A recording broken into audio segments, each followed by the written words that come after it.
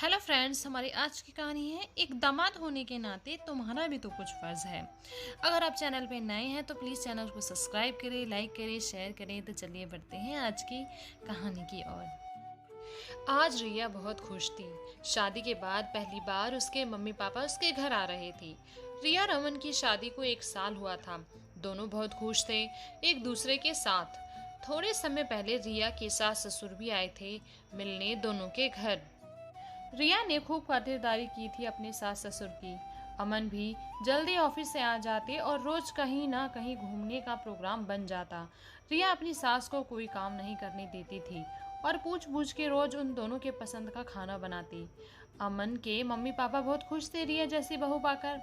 अमन से खूब तारीफ की दोनों ने रिया की और ढेरों आशीर्वाद दे वापस अपने घर चले गए थे। बहुत दिन हो गए थे अपने घर गए, तो जिद कर रिया ने अपने पापा रमन जी और मम्मी रमा जी को बुला लिया अपने घर। सोचा इसी बहाने वो थोड़ा घूम भी लेंगे और कुछ दिन वो भी साथ रह लेती। अमन, 2 दिन बाद मम्मी पापा आ रहे हैं तो मुझे कुछ सामान लेना है, शाम को मार्केट चलें। जब रिया ने कहा तो अमन ने साफ मना कर दिया, मैं बहुत बिजी हूँ, पास से स्टोर से ले आओ सामान। रिया को बुरा तो लगा, लेकिन फिर लगा कि हो सकता है काम हो, तो रिया ने खुद ही सारा काम कर लिया। इस बीच में एक बार भी अमन ने ना ही पूछा कि कब ट्रेन है और ना ही फोन कर रिया के मम्मी पापा से बात ही की।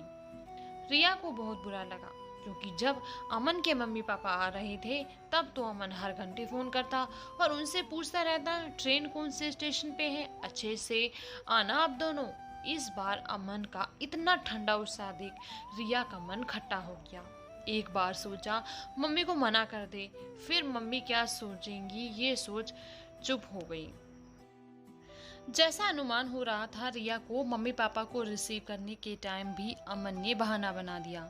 खुद की गाड़ी होते हुए भी रिया को कैब से उन्हें बुलाना पड़ा। मम्मी पापा के गले लग रिया की आंखें भर आईं। सारी बातें भुला खुशी खुशी अपना घर दिखाया। मम्मी जो सामान लाई थी सब देख रिया बहुत खुश हुई। बेटा, दामाद जी कब आएंगे? जब रमन जी ने पूछा तो रिया को ध्यान आया। घड़ी देखी तो 7 बज रहे थे। अमूमन तो 5 से 6 के बीच अमन आ जाता है, आज क्यों देर हो गई? ये सोच रिया ने कॉल किया तो पहली बार अमन ने फोन उठाया ही नहीं। दूसरी बार में उठाया। अमन, कहाँ हो तुम? मम्मी पापा कब से पूछ रहे हैं तुम्हारे बारे में, खाना भी नहीं खाया अभी तक। रिया ने पूछा तो अमन ने रूखा सा जवाब दिया, अरे मुझे लेट होगा, मेरा वेट मत करो, कह फोन काट दिया। रिया ने काम का बहाना बना मम्मी पापा को खिला पिला के सुला दिया और खुद इंतजार करने लगी अमन का। 10 बजे अमन आया। इतनी देर क्यों कि तुमने? पापा खाने पे इंतजार कर रहे थे। अरे बोला तो था मत करना इंतजार, मुझे लेट होगा। इतना कह अमन सोने चला गया।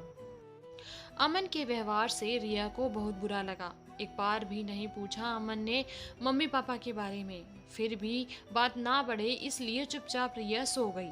अगले दिन सुबह मम्मी पापा उठ के हॉल में बैठे थे। अमन बाहर आया और औपचारिकतावश हल्का सा झुक के पैर छू लिए तो पापा ने गले लगा लिया अमन को। मम्मी भी जल्दी से अमन के लिए लाए सारे गिफ्ट अमन को दिखाने लगी। अमन देख तो रहा था, लेकिन वो उत्साह नहीं था जो वो अपने मम्मी पापा के साथ दिखाता था। संडे का दिन था तो रिया ने प्लान बनाया कहीं घूमते हैं। अमन को कोई बहाना नहीं सूझा तो जाना पड़ा, लेकिन पूरे रास्ते जितना पापा पूछते बस उतना ही जवाब देता अमन, और कभी कभी ना सुनने का नाटक भी करता। पीछे बैठी रिया कभी अपने पापा का मायूस चेहरा देखती तो कभी अमन का दुगला चेहरा देखती। कहा था अमन का वो उत्साह जो उसके खुद के मम्मी पापा आए थे तब था। खुद रिया ने कितने खुले दिल से उनका स्वागत किया था, तो अब उसके पापा मम्मी के साथ ऐसा व्यवहार क्यों?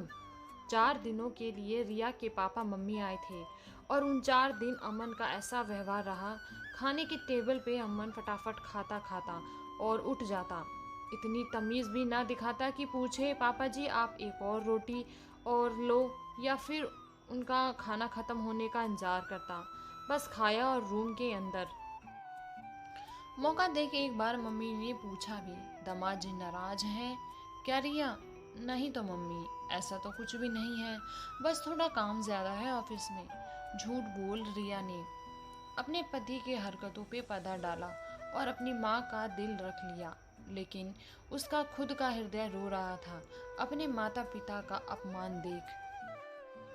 अब तो ऐसा लगने लगा रिया को कब ये 4 दिन बीते और इस अनकही बेइज्जती से छुट्टी मिले मेरे मम्मी पापा को।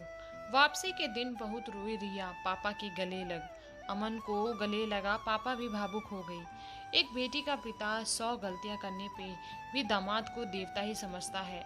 रिया के पापा भी कुछ ऐसे ही थे। ट्रेन में बिठा भारी मन से रिया घर आई। आज अमन वापस अपने पुराने मूड में वापस आ गया था। रिया बहुत आश्चर्य से अमन को देख रही थी। कैसा इंसान है ये, आज अपने ही पति से नफरत सी होने लगी थी। अमन, तुम मेरे पापा से बात क्यों नहीं करते थे? रिया ने गुस्से से पूछा तो अमन ने बेपरवाह होकर कहा, करता तो था बात, अब दामाद हूँ, इससे ज्यादा क्या बात करूंगा अपने ससुर से। रिया को बहुत गुस्सा आया। अमन, इतना पढ़ना लिखना बेकार है तुम्हारा, जब तुम अपनी सोच को नहीं बदल सकते। जब तुम्हारे पापा मम्मी आए थे, जब मुझे क्या पड़ी थी दिन भर की चक्कर घनी की तरह उनकी सेवा करने की, लेकिन मैंने की क्योंकि मैंने उन्हें अपना माना। लेकिन तुमने तो मेरे मम्मी पापा को कुछ समझा ही नहीं। कैसे मायूस चेहरा हो जाता था दोनों का जब तुम जवाब नहीं देते थे उनकी बातों का। सोचो अगर मैं ऐसा करती तब तुम्हें कैसा लगता। इतना कह रोती हुई रिया सोने चली गई। अमन को अपनी गलती का आभास हो गया था, पर अब क्या किया जा सकता था। अगले दिन रिया उठी तो अमन फोन पे बात कर रहा था। कहाँ ट्रेन पहुंची, घर जाकर मुझे कॉल कीजिएगा और जल्दी प्लान कीजिएगा आने का, इस बार बहुत कुछ रह गया घूमने को। रिया समझ गई कि अमन उसके पापा से बात कर रहा है। रिया को अच्छा लगा कि अमन को अपनी गलती महसूस तो हुई, पर वह उसे अनदेखा कर रसोई में चली गई। पीछे से अमन आया, सॉरी रिया, मैंने अपने घर पे ऐसा ही देखा था। जब मामा और नानू आते तब पापा को, और जब भाभी के पापा और भाई आते तब भैया को। मैं समझ ही नहीं पाया कि तुम्हें या पापा जी मम्मी जी को कितना बुरा लगा होगा। आज समझ आया भाभी क्यों इतना रोती थी। उस समय तो उनकी बात तो मैं समझ नहीं पाया और ना ही भैया को इन खोखली मानसिकता से आज़ाद कर पाया। लेकिन मैं प्रॉमिस करता हूँ कि आगे से तुम्हें कभी शिकायत का मौका नहीं दूंगा। अमन को पछताते देख रिया ने भी अमन को माफ़ कर दिया। तो दोस्तों, ये कहानी थी एकता ऋषभ जी की।